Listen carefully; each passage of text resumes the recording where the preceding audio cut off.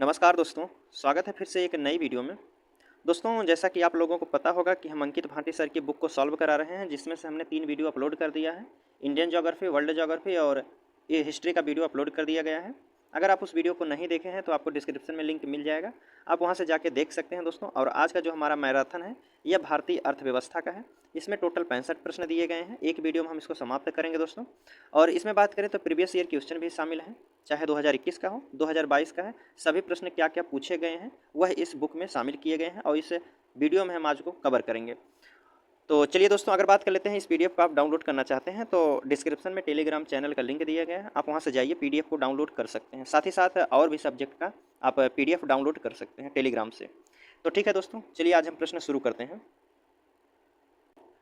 चलिए, इसमें पहला प्रश्न है आपके सामने, निम्नलिखित में से कौन सा वाणिज्यिक बैंक नहीं है। इनमें से वाणिज्यिक बैंक नहीं है, कौन है? HSBC है, या फिर ICICI है, भारतीय स्टेट बैंक है, सिडबी है।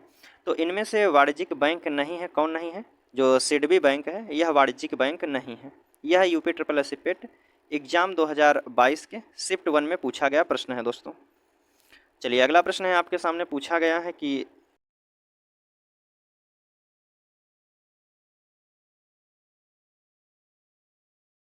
आपके अहलूवालिया थे, कौन थे? श्री मोटेक सिंह अहलूवालिया थे। श्री मोटेक सिंह अहलूवालिया थे। ऑप्शन सी वाला हमारा बिल्कुल सही हो जाएगा। और इसी में अगला प्रश्न पूछा गया है, निम्नलिखित में से किसे भारत में हरित क्रांति के जनक के रूप में जाना जाता है। भारत में जो है हरित क्रांति के जनक के रूप में किसे जाना जाता है? एस स्वामीनाथन को, वर्गीज कुरियन को, सैम पित्रोदा को, डॉक्टर अरुण कृष्णन को। तो हरित क्रांति के जनक जाने जाते हैं दोस्तों, यह हैं एस स्वामीनाथन। कौन है? एस स्वामीनाथन। और यह भी दोस्तों यूपी ट्रिपल एस पेट एग्जाम 2022 में पूछा गया प्रश्न है। चलिए, इसमें पूछा जा रहा है कि 100 रुपये का नोट किसके द्वारा हस्ताक्षरित होता है? किसके द्वारा हस्ताक्षरित होता है? आरबीआई द्वारा, या फिर भारत के राष्ट्रपति द्वारा, वित्त मंत्री द्वारा, वित्त सचिव द्वारा। तो जो 100 रुपये का नोट है दोस्तों, यह आरबीआई द्वारा हस्ताक्षरित होता है। किसके द्वारा? आरबीआई द्वारा। चलिए, अगला प्रश्न है आपके सामने, इसमें पूछा गया कि फेमा का फुल फॉर्म क्या है। फेमा का फुल फॉर्म क्या होता है दोस्तों? इसका फुल फॉर्म जो होता है, इसका सही हो जाएगा फॉरेन एक्सचेंज मैनेजमेंट एक्ट होता है। ऑप्शन बी वाला हमारा बिल्कुल सही है। आगे इसी प्रकार पूछा जा रहा है कि किसके बढ़ने के फलस्वरूप निजी निवेश में वृद्धि की अधिक संभावना होती है। किसके बढ़ने के फलस्वरूप जो है निजी निवेश में वृद्धि की अधिक संभावना होती है? तो यह होता है दोस्तों नई पूंजी पर अनुमानित प्राप्ति। ऑप्शन सी वाला हमारा बिल्कुल सही है। अगला प्रश्न है आपके सामने, भारत की राष्ट्रीय आय का आकलन करने वाली संस्था कौन है? भारत की राष्ट्रीय आय का आकलन करने वाली संस्था कौन है? आरबीआई है, नीति आयोग है, वित्त मंत्री है, या केंद्रीय सांख्यिकी संगठन है। तो इसका सही आंसर जो होगा दोस्तों, भारत की राष्ट्रीय आय का आकलन किया जाता है, यह किया जाता है केंद्रीय सांख्यिकी संगठन द्वारा। किसके द्वारा? ऑप्शन डी हमारा सही होगा, केंद्रीय सांख्यिकी संगठन। यह भी पेट एग्जाम 2021 में पूछा गया प्रश्न है।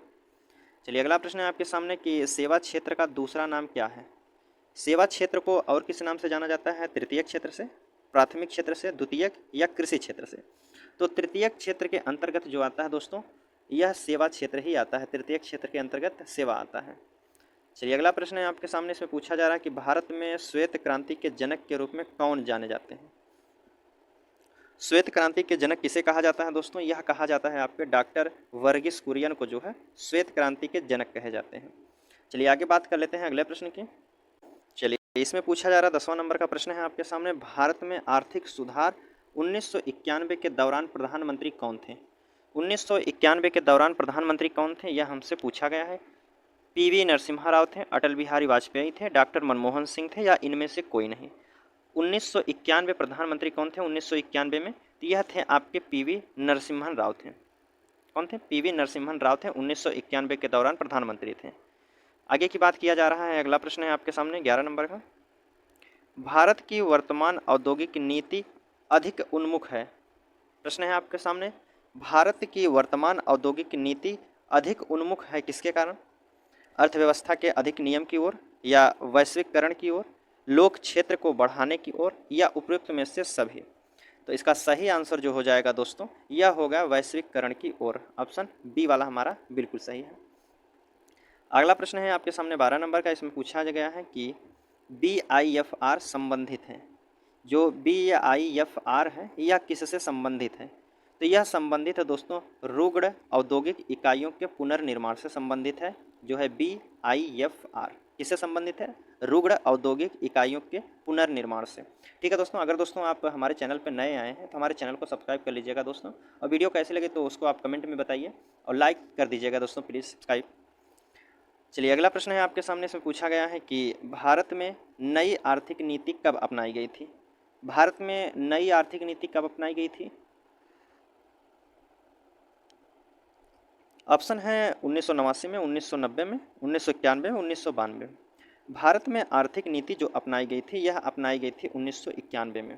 ऑप्शन क्या होगा? सी वाला हमारा बिल्कुल सही है। चलिए अगला प्रश्न है कि भारत में नई औद्योगिक नीति की घोषणा किस वर्ष की गई थी? भारत में नई औद्योगिक नीति की घोषणा किस वर्ष की गई थी? 1990 में, 1991 में, 1992 में या 1988 में की गई थी? तो यह किया गया था दोस्तों 1991 में ही नई जो है नीति का घोषणा किया गया था। चलिए अगला प्रश्न है आपके सामने, इसमें पूछा गया है कि कृषि उत्पादन बेचने के लिए एक नया मंच भारत सरकार द्वारा शुरू किया गया है। इस नए मंच को क्या नाम दिया गया है दोस्तों? क्या नाम दिया गया है यह हमसे पूछा गया है। इसे जो नाम दिया गया है यह दिया गया है, इसे दिया गया है ई रकम दिया गया है। क्या है? ई रकम। चलिए अगला प्रश्न है आपके सामने, कह रहा है कि अधिक अन्न उपजाओ, कह रहा है कि अधिक अन्न उपजाओ अभियान किस वर्ष प्रारंभ किया गया था? अधिक अन्न उपजाओ यह अभियान किस वर्ष प्रारंभ किया गया था? 1954 में, 1948 में, 1946 या 1952 में? तो अधिक अन्न उपजाओ यह अभियान जो है दोस्तों शुरुआत किया गया था 1948 में ही। ऑप्शन बी वाला हमारा बिल्कुल सही है। चलिए इसी प्रकार अगला प्रश्न है आपके सामने कि भारत सरकार द्वारा ई रकम नामक एक नया प्लेटफॉर्म है किस उद्देश्य के लिए शुरू किया गया है? यह प्रश्न अभी ऊपर पूछा गया था, तो यह किस लिए शुरू किया गया था, इसका उद्देश्य क्या है? तो इसका उद्देश्य जो है कृषि उत्पादन बेचने के लिए है। कृषि उत्पादन बेचने के लिए ई रकम का शुरुआत किया गया है। आगे की बात करें तो अगला प्रश्न है कि भारत के विनियोग, कह रहा कि विनिवेश आयोग का प्रथम अध्यक्ष कौन थे? विनिवेश आयोग के अध्यक्ष कौन थे दोस्तों? पहले पूछा गया है कि विनिवेश आयोग के प्रथम अध्यक्ष कौन थे? जीवी रामकृष्णन थे, या फिर सी रंगराजन थे, अरुण जेटली थे, या फिर मोंटेक सिंह अहलूवालिया थे? इसका सही आंसर क्या होगा कि भारत के प्रथम उपाध्यक्ष विनिवेश आयोग के कौन थे? तो इसका सही आंसर जो होगा दोस्तों इसके अध्यक्ष थे जीवी रामकृष्ण थे। कौन थे? जीवी रामकृष्ण पहले अध्यक्ष थे। फिर आगे पूछा जा रहा है कि भारत में सार्वजनिक क्षेत्र के कार्यों के संदर्भ में निम्नलिखित में से कौन सा कथन सही है? भारत में सार्वजनिक क्षेत्र के कार्यों के संबंध में निम्नलिखित में से कौन सा कथन सही दिया गया, यह हमसे पूछा जा रहा है। पहला है कि सार्वजनिक उपयोगिता संसाधन प्रदान करना, या बी ऑप्शन कह रहा है आपके सामने सामाजिक और आर्थिक ऊपरी पूंजी का निर्माण, या सी है कि संतुलित क्षेत्रीय और क्षेत्रकीय विकास सुनिश्चित करना। डी वाला चौथा कह रहा है कि समस्तवादी लक्ष्यों को आगे बढ़ाना, समतावादी लक्ष्यों को आगे बढ़ाना। तो इसका सही आंसर जो होगा दोस्तों इसमें सभी बातें जो है सही कही गई। पहला भी सही है, दूसरा भी सही है, तीसरी बातें और चौथी बातें जो है सभी सही कही गई हैं। चलिए अब अगला प्रश्न है आपके सामने 20 नंबर का। ठीक है, इसमें पूछा जा रहा है कि सार्वजनिक निजी भागीदारी का, कह रहा है कि सार्वजनिक के निजी भागीदारी पर आधारित अवसंरचना विकास में पुनर्लोकन तथा परिष्करण हेतु गठित समिति के अध्यक्ष कौन थे? तो इसके अध्यक्ष जो थे दोस्तों यह थे वी केलकर थे। कौन थे? वी केलकर थे। आगे की बात किया जाए तो इसमें 21 नंबर का प्रश्न है कि निम्नलिखित में से पूछा गया निम्नलिखित में से किस क्रांति ने तिलहनों के उत्पादन में वृद्धि उत्पन्न की थी? कौन क्रांति थी जो तिलहनों के उत्पादन में वृद्धि उत्पन्न की थी? तो यह थी दोस्तों आपके ऑप्शन पहले देख लीजिए, हरित क्रांति दिया गया है, क्षेत्र क्रांति है, स्वर्ण क्रांति है, पीली क्रांति है। तो तिलहनों से संबंधित कौन क्रांति है दोस्तों? तिलहन के लिए आपकी पीली क्रांति की शुरुआत की गई थी। ऑप्शन डी वाला हमारा बिल्कुल सही है। उसी प्रकार अगला प्रश्न है आपके सामने कि हरित क्रांति से भारत के कौन से राज्य सर्वाधिक लाभान्वित हुए थे? किस राज्य को सबसे अधिक लाभ हुआ था हरित क्रांति से, यह हमसे पूछा गया था। तो हरित क्रांति से जो लाभ हुआ था दोस्तों यह पंजाब को, हरियाणा और पश्चिमी उत्तर प्रदेश को लाभ हुआ था। कौन कौन राज्य थे? पंजाब था, हरियाणा और पश्चिमी उत्तर प्रदेश का कुछ पश्चिमी जो भाग है यह हरित क्रांति से सर्वाधिक लाभ हुआ था। चलिए अगला प्रश्न है आपके सामने, इसमें पूछा गया है दिए गए कूट की सहायता से हरित क्रांति के घटक चुनिए। कौन कौन से हो सकते हैं दोस्तों?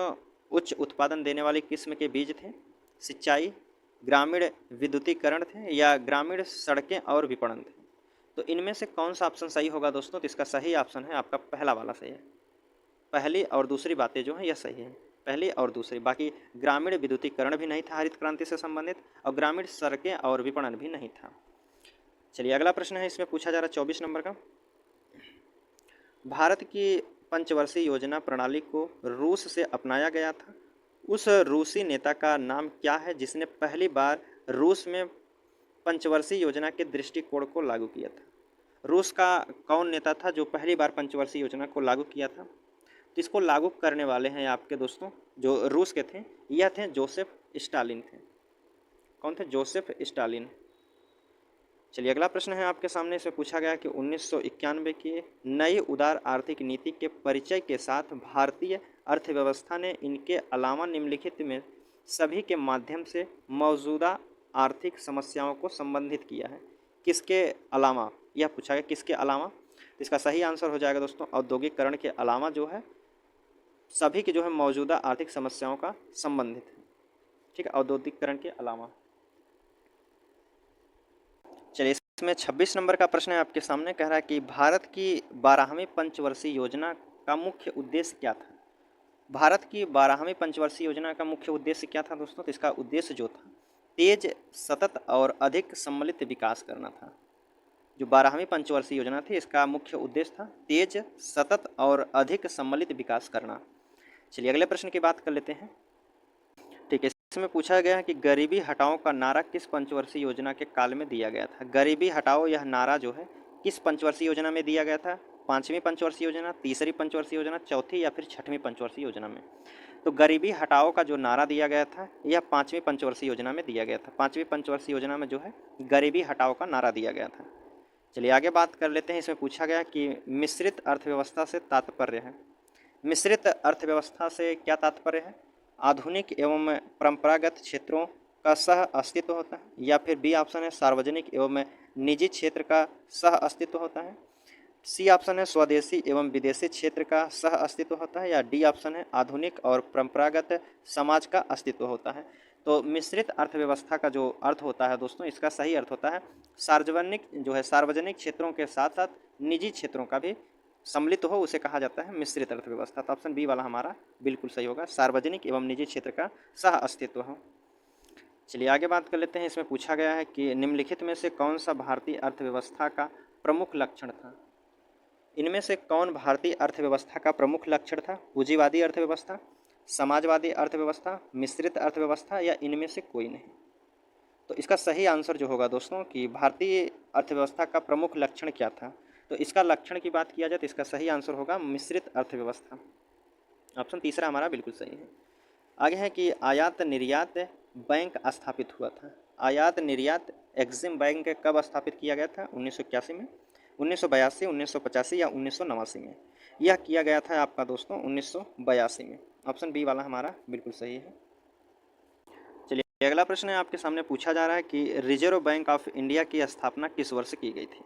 रिजर्व बैंक ऑफ इंडिया की स्थापना किस वर्ष की गई थी? ऑप्शन आपके सामने दिया गया है 1941 में, 1940 में, 1937 में या 1935 में?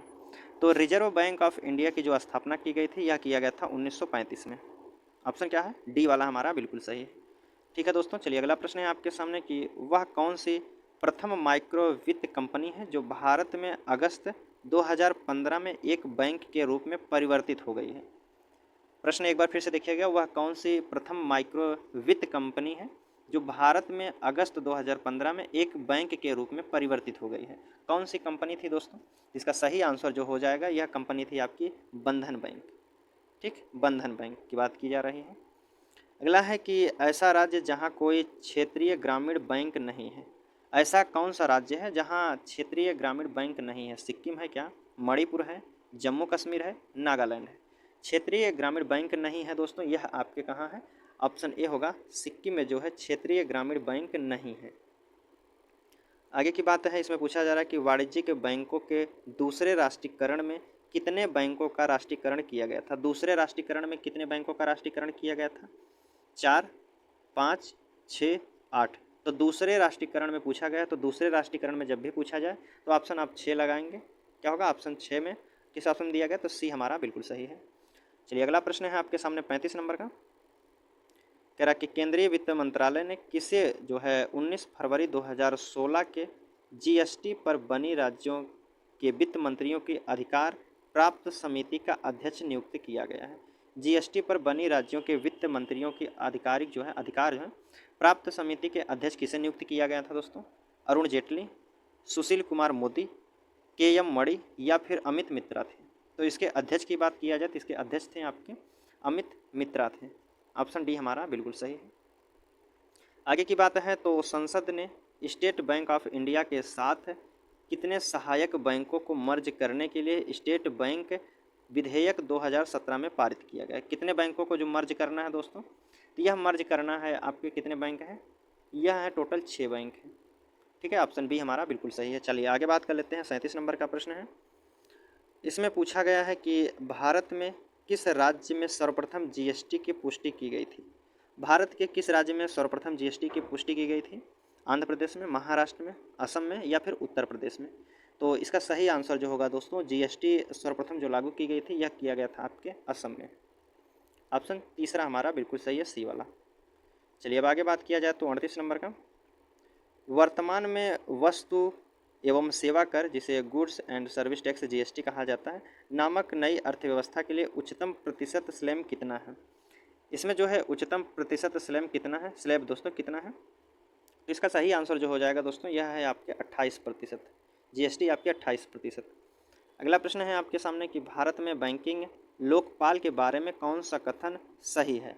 बैंकिंग लोकपाल के बारे में कौन सा कथन सही बताया गया है, यह हमसे पूछा गया है। तो इसका सही आंसर आपके सामने क्या हो जाएगा? पढ़ लीजिए ऑप्शन, बताइए कौन सा ऑप्शन होगा कि भारत में बैंकिंग लोकपाल के बारे में कौन सा कथन सही है? यह जो ऑप्शन सही होगा पहला ही ऑप्शन सही है। Banking Lokpal reserve bank of India द्वारा नियुक्त एवं वरिष्ठ अधिकारी हैं जो ग्राहकों की शिकायतों पर समाधान करता है। ऑप्शन पहला हमारा बिल्कुल सही है। उसी प्रकार अगला प्रश्न है आपके सामने। भारत में इनमें से कौन सा बैंक सार्वजनिक क्षेत्र का विकास नहीं है? भारत में इनमें से कौन सा बैंक है सार्वजनिक क्षेत्र का बैंक नहीं है? सार्वजनिक क्षेत्र का बैंक नहीं है। इलाहाबाद बैंक है, पंजाब नेशनल बैंक है, यूको बैंक है या फिर फेडरल बैंक है? तो सार्वजनिक क्षेत्रों का बैंक नहीं है, यह है आपका दोस्तों ऑप्शन डी होता है। फेडरल बैंक जो है सार्वजनिक क्षेत्रों का बैंक नहीं है। चलिए अगला प्रश्न है आपके सामने कि भारत में हरित क्रांति के प्रणेता कौन है? भारत में हरित क्रांति के प्रणेता कौन है दोस्तों? जेके मेहता है, आर के मुखर्जी है, एम एस स्वामीनाथन है या इनमें से कोई नहीं है? हरित क्रांति की बात किया जा रहा है तो हरित क्रांति के जो प्रणेता हैं यह हैं दोस्तों आपके एम एस स्वामीनाथन है। M S Swaminathan, option C वाला हमारा बिल्कुल सही। चलिए अब मिलान करना है दोस्तों। इसमें पूछा गया है कौन सा सुमेलित नहीं है। ठीक है, सुनहरी जो संबंधित है उसका किससे संबंधित? क्या उद्यान से है? सुनहरी क्या किससे संबंधित? उद्यान से, सही है। यह जो होगा आपका सुनहरी उद्यान से बिल्कुल सही है। श्वेत क्रांति किससे संबंधित थी? दूध से थी। क्या यह बात सही है? बिल्कुल सही बात कह रहा है। नीली क्रांति कुक्कुट पालन से थी। नीली क्रांति की बात कर रहा है, नीली क्रांति जो है कुक्कुट पालन से नहीं थी। हरित क्रांति कृषि से थी, बिल्कुल सही है। तो हमारा जो सही आंसर हो जाएगा, हमसे जो पूछा गया था गलत कौन सा मिलान किया गया है, तो ऑप्शन सी वाला हमारा जो है गलत मिलान किया गया है, नीली क्रांति वाला। चलिए आगे की बात कर लेते हैं। इसमें पूछा गया कि हरित क्रांति का सबसे अधिक प्रभाव महसूस किया गया था किस फसल में किया गया था? सबसे अधिक प्रभाव महसूस जो किया गया था, गेहूं के उत्पादन में या फिर चावल के उत्पादन में, दालों के उत्पादन में या तिलहन के उत्पादन में? तो हरित क्रांति जो सबसे ज़्यादा महसूस की गई थी यह किया गया था दोस्तों गेहूं के उत्पादन में। इसमें गेहूं के उत्पादन में। चलिए अगला प्रश्न है आपके सामने। ऑपरेशन फ्लड सेकेंड का निम्नलिखित में से किससे संबंध है? ऑपरेशन जो फ्लड सेकेंड था उसका संबंध किससे है दोस्तों? तो इसका संबंध है आपके किसी दुग्ध आपूर्ति से है। ऑपरेशन फ्लड सेकेंड का दुग्ध आपूर्ति से संबंधित है।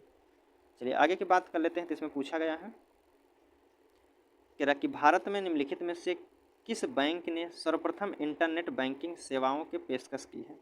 इनमें से कौन सी बैंक है जो सर्वप्रथम इंटरनेट बैंकिंग सेवाओं की पेशकश की है? HDFC बैंक है, SBI है, ICICI है या फिर येस बैंक है? तो इसका सही आंसर जो होगा दोस्तों, सर्वप्रथम इंटरनेट बैंकिंग सेवाओं की पेशकश की है यह बैंक है आपकी ऑप्शन सी, ICICI है। ठीक है, ऑप्शन सी वाला हमारा बिल्कुल सही है। इसी प्रकार अगला प्रश्न है आपके सामने कि भारत में सार्वजनिक क्षेत्र के बैंकों में सबसे बड़ा बैंक कौन सा है। सार्वजनिक क्षेत्र के बैंकों में सबसे बड़ा बैंक कौन सा है, तो इसका सही आंसर जो हो जाएगा दोस्तों स्टेट बैंक ऑफ इंडिया जो है यह सार्वजनिक क्षेत्रों में सबसे बड़ा बैंक है। क्या हो जाएगा, स्टेट बैंक ऑफ इंडिया। चलिए अगला प्रश्न है आपके सामने। चलिए अब इसमें 47 नंबर का प्रश्न पूछा जा रहा है कि the imperial bank of India, कह रहा है कि the imperial bank of India को राष्ट्रीयकरण के पश्चात क्या नाम दिया गया था। The imperial bank of India को जो है राष्ट्रीयकरण के बाद इसका क्या नाम दिया गया था, भारतीय reserve bank, bank of India दिया गया था, इंडिया ओवरसीज़ बैंक या भारतीय state bank. The imperial bank of India के राष्ट्रीयकरण के बाद इसका नाम जो दिया गया था यह दिया गया था आपका दोस्तों भारतीय स्टेट बैंक। ऑप्शन डी वाला होगा भारतीय स्टेट बैंक। चलिए अगला प्रश्न है आपके सामने कि भारत में कृषि और संबंधित कार्यकलापों को निम्नलिखित में से किसके द्वारा अधिक उधान प्रदान किया गया है। प्रश्न एक बार फिर से देखिएगा, भारत में कृषि और संबंधित कार्यकलापों को निम्नलिखित में से किसके द्वारा सबसे अधिक उधान प्रदान किया गया है, यह हमसे पूछा जा रहा है। तो किसके द्वारा किया गया है, यह किया गया ऑप्शन बी वाणिज्यिक बैंकों द्वारा।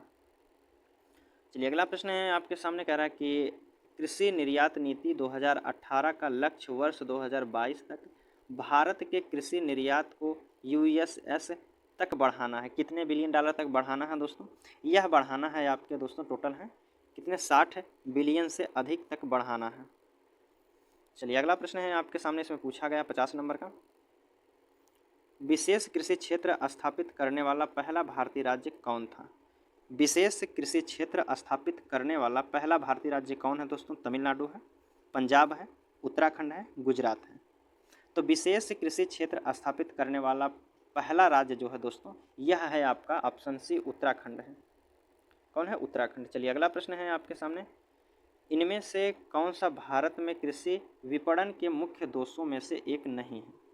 प्रश्न है आपके सामने, इनमें से कौन सा भारत में कृषि विपणन के मुख्य दोषों में से एक नहीं है। कौन नहीं है दोस्तों, तो इसका सही आंसर हो जाएगा ऑप्शन सी अनुकूल मंडी जो है यह नहीं है, कृषि विपणन के मुख्य दोषों में से एक नहीं है। चलिए 62 नंबर का प्रश्न है आपके सामने, इसमें देखिएगा, बताया जा रहा है कि भारत में कई केंद्रीय सरकारी संगठन हैं जो कृषि विपणन में शामिल हैं। इनमें से कौन सा ऐसा संगठन नहीं है। इनमें से कौन सा ऐसा संगठन है जो शामिल नहीं किया गया दोस्तों केंद्रीय सरकारी संगठन में।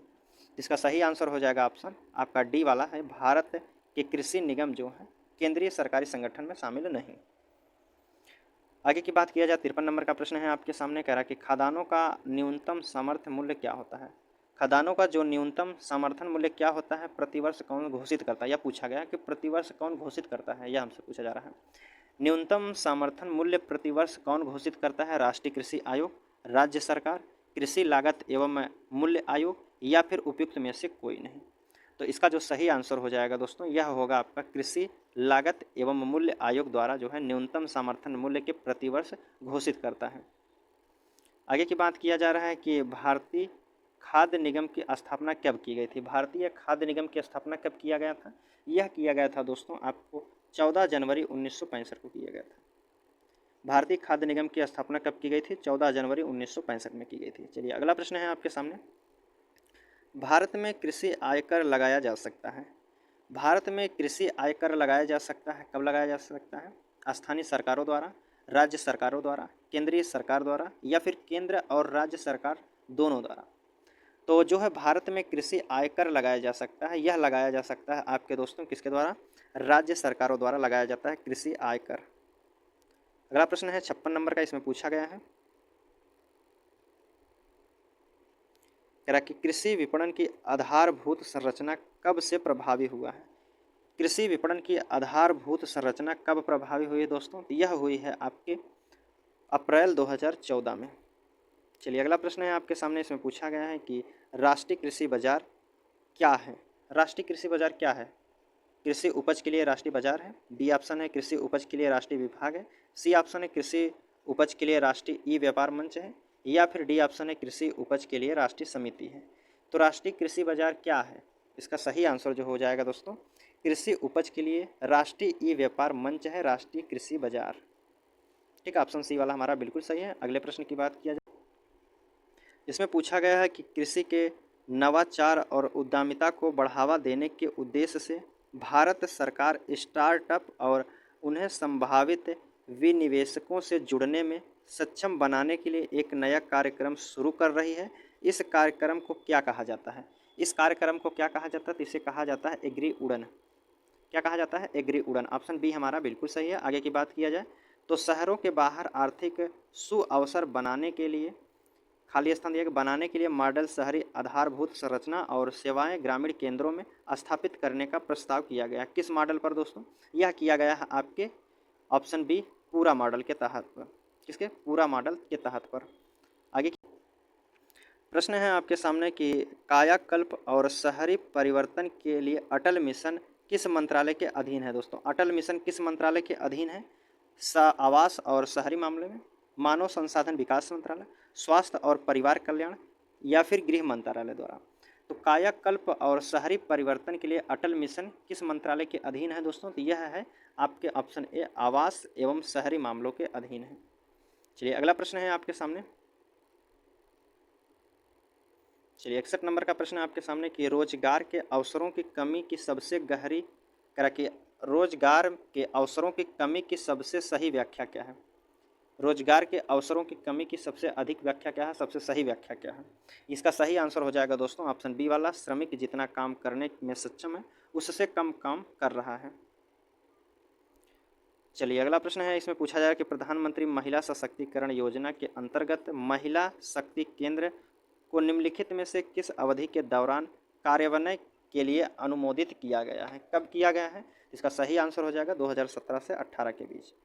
आगे की बात है, अगला प्रश्न है आपके सामने कि प्रधानमंत्री किसान योजना के अनुसार 31 मई 2019 को संशोधित नई केंद्र सरकार की पहली कैबिनेट बैठक में यह प्रदान करने का निर्णय लिया गया था। क्या प्रदान करने का निर्णय लिया गया था दोस्तों? तो इसका सही आंसर जो हो जाएगा यह था आपका सभी किसानों को प्रतिवर्ष जो है 6,000 निर्णय देने का निर्णय लिया गया था। चलिए अगला प्रश्न है आपके सामने 64 नंबर का कि वस्तु एवं सेवा कर जीएसटी जो है भारत में 1 जुलाई किस वर्ष को पेश किया गया था? जीएसटी भारत में 1 जुलाई और किस वर्ष लागू की गई थी? तो यह लागू किया गया था 1 जुलाई 2017 को। तो यहाँ 2017 भरा जाएगा। चलिए अगला प्रश्न है और लास्ट प्रश्न है दोस्तों कि वस्तु एवं सेवा कर जीएसटी को कितने घटकों में विभाजित किया गया? जीएसटी को कितने भागों में विभाजित किया गया है? 1, 2, 3, 4। जीएसटी को टोटल दोस्तों 3 भागों में विभाजित किया गया है।